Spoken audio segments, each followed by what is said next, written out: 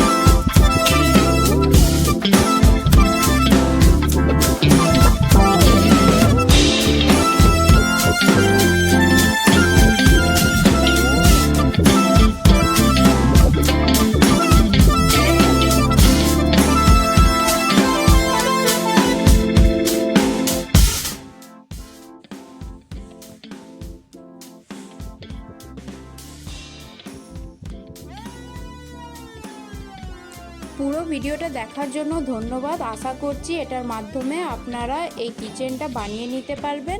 অসুবিধা হলে অবশ্যই আমাকে কমেন্ট করবেন, আমি আপনাদের ডাউট ক্লিয়ার করে দেব। ধন্যবাদ।